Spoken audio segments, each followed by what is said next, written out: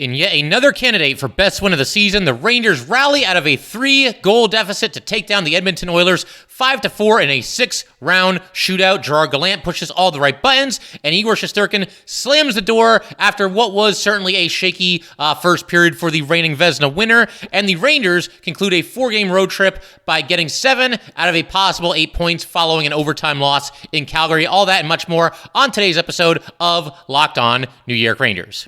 Welcome back, Blue Shirts fans, to episode number 774 of the Locked On New York Rangers podcast. I'm your host, John Chick. Just want to thank you guys, as always, for making Locked On New York Rangers your first listen every day. We are free and available on all platforms, and today's episode of Locked On New York Rangers is brought to you by FanDuel Sportsbook, official sportsbook of Locked On. Make every moment more. Visit FanDuel.com/LockedOn today to get started. And so it's Sunday as I'm recording this. When we last talked, the Rangers were heading into the weekend. Friday and Saturday, you had a back-to-back at Edmonton and at Calgary. And as I just mentioned, the Rangers obviously defeat the Oilers in dramatic fashion, fantastic fashion, and then they fall to the Calgary Flames.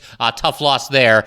I just wanted to address something real quick here, though. So on Wednesday, I missed an episode, and some of you guys responded to a tweet that I put out. I mentioned that I was feeling a little bit under the weather. And I just wanted to mention, full disclosure here, why the episode was missed and why I'm a little bit slow getting this episode out. It's nothing too serious, but right now I'm dealing with a kidney stone, and it sucks. So I don't really know what else to say about it besides that. But, episodes right now going forward, I'm not looking for sympathy or anything like that. I'm going to be completely fine. Don't worry about me. I'm just mentioning it because, the episodes might come out a little bit more sporadically. They may come out at random times, random days. I might miss a day here and there, but it's just something I got to deal with. But I just wanted to mention that to everybody and just let everybody know. But to get back to the fun stuff here, the hockey stuff, the Rangers, winning some hockey games or winning one of the 2 games and getting 3 out of a possible 4 points between Friday and Saturday. What I want to do is talk about this game here against the Oilers in today's episode exclusively. This is Sunday, and then Monday, we'll talk about the game against the Flames. Because this win against the Oilers, man, it was just too much fun. It was too exciting. It was too dramatic. I don't want to just shove this into, the opening portion of the episode and then move on to the loss to the Flames. This win against the Oilers deserves its own episode, so that's what we're going to do. And I figure we might as well start by going right to the big finish, third period and overtime. You got the third period, Rangers go into the third, trailing 4-2. They had trailed by deficits of 3-0 and 4-1 earlier in this game. Third period, they come out, they're playing very well. They played very well in the second period too, but they only cut the deficit down to 4-2. The third period, you've got getting back into the game with a goal by Alexis Lafreniere. Capo Caco battles behind the net, wins a board battle, dishes in front to Alexis Lafreniere, and Lafreniere converts. Lafreniere shot from kind of the inside of the right faceoff circle there.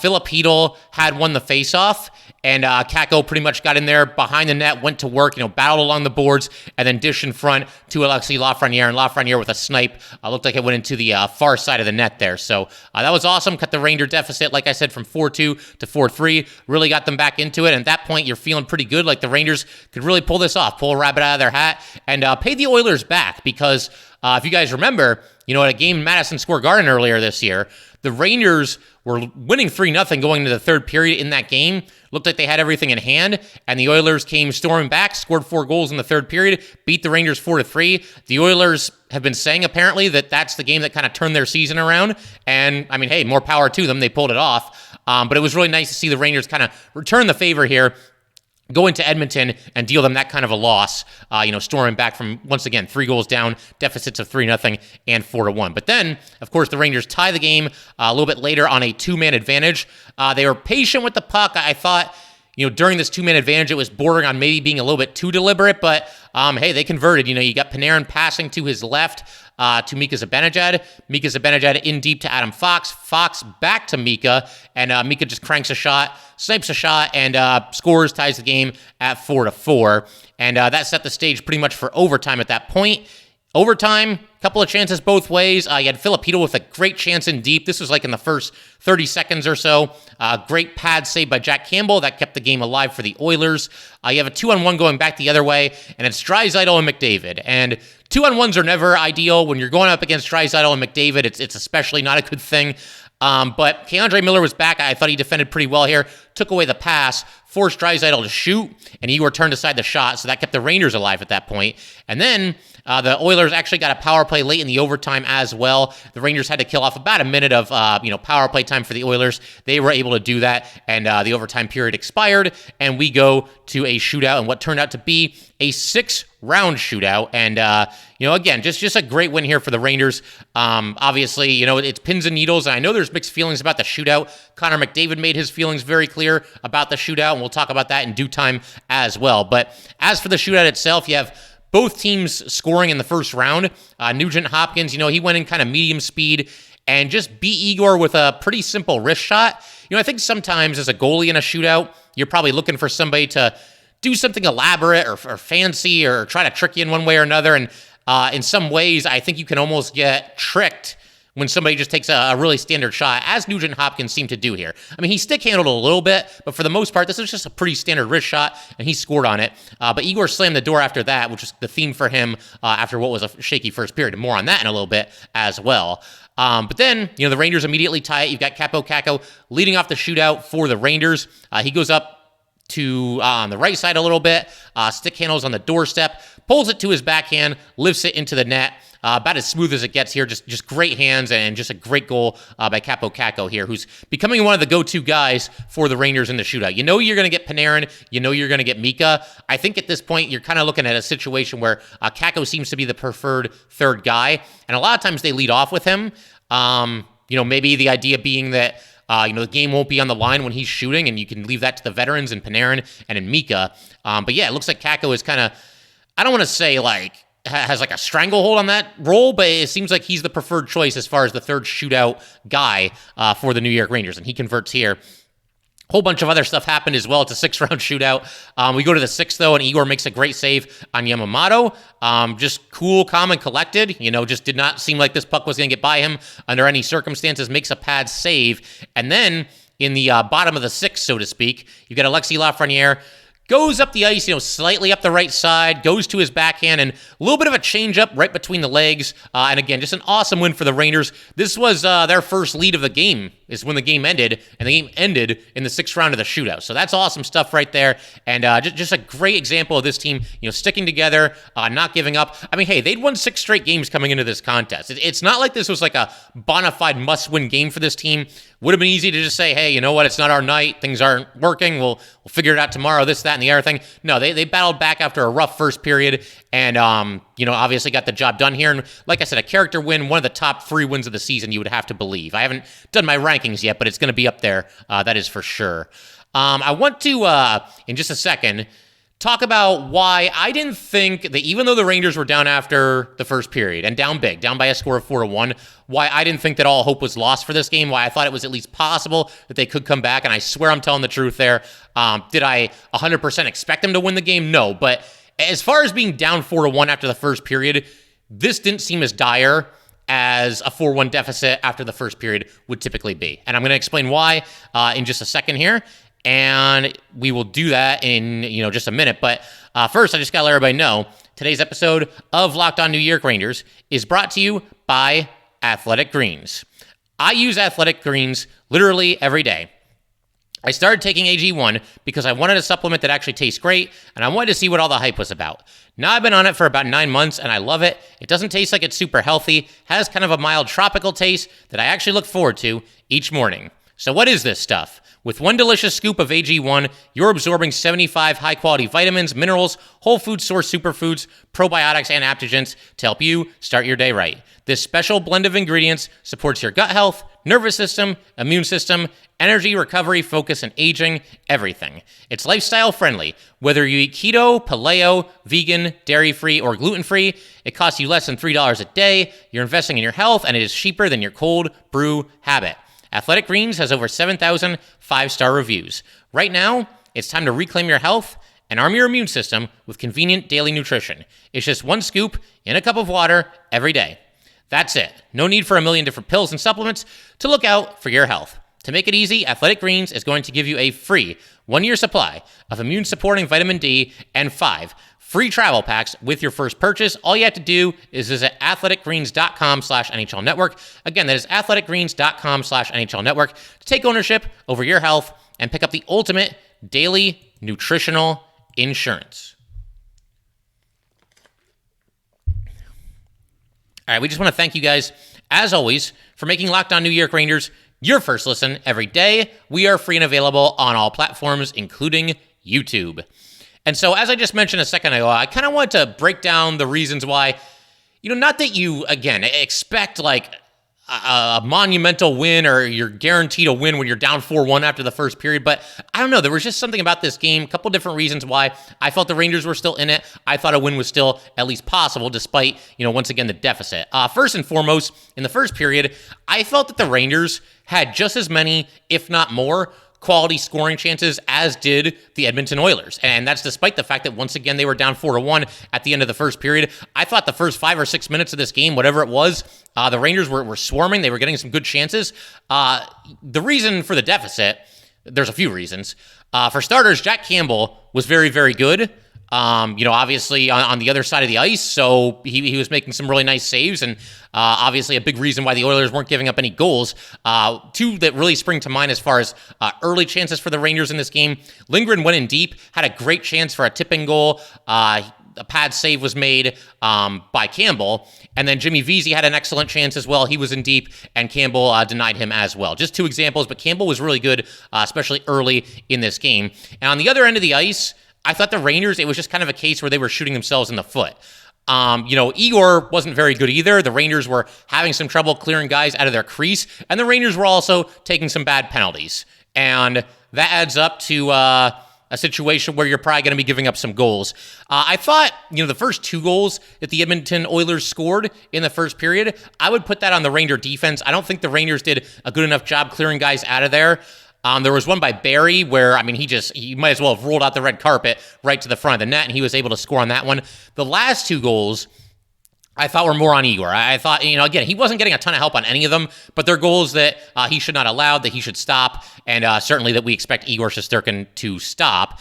And the other thing that killed the Rangers was 2 really bad penalties. One on Vincent Trocheck, one on K'Andre Miller. Trocheck took a really dumb penalty in the offensive zone. I'm sorry, there's no other word for it, just a dumb penalty. The goalie's stick was on the ice, and he shot it away, which you're not allowed to do. He was arguing it for some reason. To me, that one seems pretty black and white, and I don't think there's any real reason to be arguing that. But bottom line, that he shoots the stick away, he gets called for the penalty, and then he's in the penalty box, and the Oilers are able to convert and score on the power play. And then we've got a situation where K'Andre Miller has the puck. This is a little bit later in the first period, and he shot the puck over the glass and out of play, delay a game. Oilers score on that one too. So, again, credit the Oilers for being opportunistic, but I didn't think that they were overwhelming the Rangers or skating circles around them. I thought this was a case, basically, once again, of the Rangers shooting themselves in the foot, and in a couple of different cases also, Jack Campbell robbing the Rangers. I thought, this very easily could have had a different score going into the first intermission. It did not. And obviously the Rangers had to pick up their game. But that leads me into something else that I actually want to talk about, and that's the message from Gerard Gallant to this team during the intermission. So apparently during the first intermission, once again, Rangers down 4-1 at this point, and apparently Gallant went in there and said to his team, "We're not losing this game." And that's awesome. First of all, he's got the pulse of this team. I think he knows what buttons to push when it comes to the New York Rangers. And, there's people that will never give him any credit no matter what the Rangers do or what he has to do with their success or anything along those lines. But for him to go in and deliver that message to this team, look, again, it goes back to something I talked about a few minutes ago. The Rangers had won 6 in a row coming into this game. Would have been very easy for the coach, the players, everybody else to just say, well, you know what? It's not our night. The winning streak can't last forever. We're going to lose sooner or later. We're down early. No, Gallant went in there and said, we're not losing this game. I think the players took that message to heart. They came out. Again, it wasn't a lack of compete in the first period for the Rangers. It was just a couple of mental lapses, and they got rid of those beginning with the second period, came storming back. You had a shorthanded goal by Chris Kreider that got the Rangers back into the game, and of course, that set the stage for everything that happened in the third period and in the overtime and in the shootout as well. And something else that I just want to mention here as it pertains to Gerard Gallant, everybody was kind of focused on the message that he delivered during the first intermission, and rightfully so, because obviously, it certainly sounds like that message resonated and got the Rangers going, and they came storming back and won this game. But something else I just want to throw out there, can we give Gallant a little bit of props here for not pulling Igor Shesterkin out of this game? Because, Igor was giving up goals left and right in the first period. The third goal was pretty soft. The fourth goal was even softer. And, you're kind of getting to a spot where it's like, well, are they going to make a change? I mean, I started wondering that. I know some people on Twitter were wondering that as well. And maybe you go to Yaroslav Halak. Now, you could argue that maybe one of the reasons why Gallant didn't pull Igor Shesterkin out of this game is because he knew there was a back-to-back and he knew Halak was going to play the next game. Halak's a little bit older. Gallant doesn't really like playing even Igor on both games of a back-to-back. So maybe that was part of his reasoning for not pulling Igor. But I think there's more to it than that. I get the feeling, and I can't speak for Gerard Gallant, but I get the feeling, once again, I just feel like he has the pulse of this team, and I feel like he saw this as a situation where he could kind of almost challenge Igor Shesterkin a little bit and just kind of, Igor's been up against it a little bit recently. The Rangers have been winning anyway, but he has not been at his best in the last handful of games, this game included. But I just feel like this was a situation where it was kind of like, okay, you know what? You had a bad first period. You know what? You're still the reigning Vezina winner. You're still one of the best goalies on this planet. You're still our guy. You're still our backbone. You're going to figure it out, and you're going to lead us to a win in this game. And I think that's pretty much what happened here. He knows that Halak's been great lately, and Igor's scuffled a little bit lately, but he knows that Igor is still the guy. And after delivering that message of, we're not losing this game, I don't think you can deliver that message and then also pull your franchise goalie out of the game and replace him with the backup.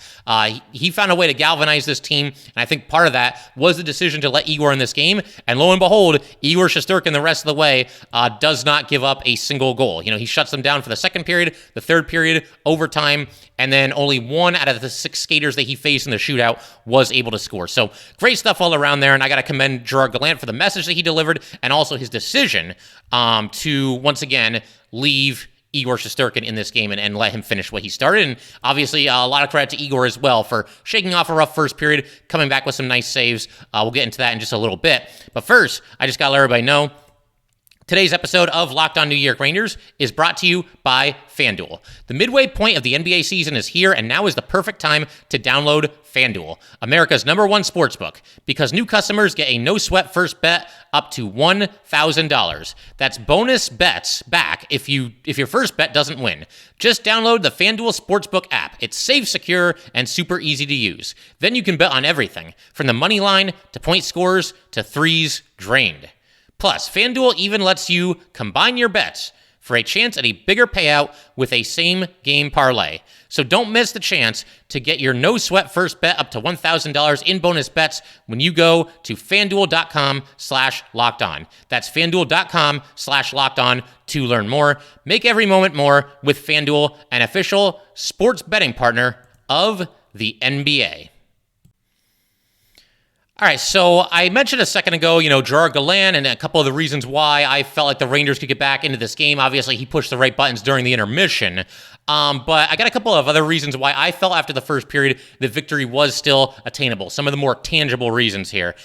So to begin with, the Rangers star players coming into this game, absolutely on fire recently. Artemi Panarin, what he's doing speaks for itself. He had that 2-game stretch where he had, 6 goals and I think 2 assists, just on fire recently. Mika's been on fire. Kreider's starting to score some of those tipping goals. The kid line had slowed down maybe a little bit in terms of goals scored, but they're still playing well. They're still dangerous. Lafreniere with the big goal in this game and also the shootout winner. Tarasenko is still getting acclimated a little bit. Bottom line, they have weapons. Adam Fox is always on the score sheet every single night. So the Rangers have a lot of guys, first of all, under any circumstances, that can make things happen, that can put the puck on the net. But in addition to that, a lot of those said players are hot right now, hot going into that game against the Edmonton Oilers. So I felt like for that reason, victory was still attainable. And when you look at the Oilers, not exactly a lockdown defensive team. I looked this up a little bit earlier. They've allowed the 12th most goals of any team in hockey. And when you look at the 11 teams that have allowed more goals than the Oilers have, only one of them, and that would be the Los Angeles Kings, are currently in playoff position. So that gives you an idea of just how important it is and how vulnerable you are if you're a team that concedes a lot of goals. It's hard to go very far in this league if you're giving up goals left and right. You're not going to win every game 5-4, 6-5. You got to be able to shut down your opponent at some point. And this kind of goes hand in hand with that. But frankly, the Oilers goalies really are not that great. I mean, Jack Campbell, he's had a solid career. He's bounced around a little bit. He's definitely had some good seasons. Got off to a great start in this game, but it's not prime Dominik Hasek out there, So I felt like the Rangers could quite possibly come back into this game, and of course, that's what they ended up doing. Something else that I thought was kind of funny, I talked about Gallant just a second ago. before this game, he was asked about Connor McDavid and McDavid being on 99 points, and Gallant was asked about, just the season that he's having, and he found out that, McDavid was on 99 points, and Gallant said something like, oh, really? So he slowed down a little bit then, huh?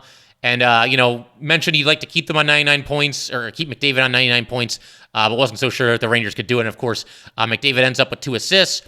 Leon Draisaitl ended up with a goal, and, that's how good those two are. You hear that Draisaitl and McDavid combined for 1 goal and 2 assists, and it's almost like maybe you take that, maybe, if that's how good the two of them are, and at least they didn't completely go off and completely take over the game. So obviously the Rangers, they held them in check. Obviously it's tough to keep those guys off the score sheet, but they kept them from completely, like I said, taking over the game and turning this into a rout, which it could have been. The Rangers were down big early, and Igor and the Rangers as a whole shut the door not too long after that. I also wanted to mention Adam Fox, 25th birthday for him. I have a stat actually in my phone here about Adam Fox that I want to pull up real quick, but he celebrated his birthday in style. He ends up with 2 assists, and this is a stat that I absolutely love. They showed this on the MSG broadcast. First of all, 54 games at this point in the season, 10 goals and 41 assists, a plus 26 rating. And this is the stat that I love. He's one of just 4 players in the NHL right now that has 50 or more points and that has a plus-minus of plus 25 or better. The other 3 players are Pasternak, Pavelski, and Robertson. So obviously great stuff from Adam Fox, and I think it goes without saying that good things typically happen when Adam Fox is on the ice. I mentioned Igor Shesterkin a little while ago. Again, we got to give a lot of props to him because he's up against it a little bit recently, at least by his own lofty standards. He has not been the shutdown goalie that we're so accustomed to seeing. He ends up stopping 25 of 29 shots in this game, which, when you first look at it, it's not that great, but that's where the goalie stat line, I think, can be at least a little bit deceiving because he obviously played well and gave the Rangers an opportunity to come back in this game. So he did a great job, made some clutch saves. I thought one of his biggest saves of the night was at the start of the second period. And keep in mind, Rangers are down 4-1 at this point. Oilers are looking for more. Connor McDavid goes in, hard up the left side there, gets a great opportunity from in deep, and Igor fights it off, steers it aside. If McDavid scores there, Rangers very likely don't win this game. At that point, you're looking at a heck of a deficit, and the Oilers, they're in a situation where they picked up right where they left off. So, again, great stuff by Igor. Was clutch the rest of the way. 45-plus minutes of scoreless hockey, and then also getting it done in the shootout. And speaking of the shootout, there was one other thing I wanted to acknowledge here. Connor McDavid, after this game, apparently was saying that, I'm paraphrasing here because I don't have the exact quote in front of me. But he was saying, like, oh, yeah, shootouts are a terrible way to decide a winner and blah, blah, blah. So first of all, dude, your team was up 3-0. Your team was up 4-1.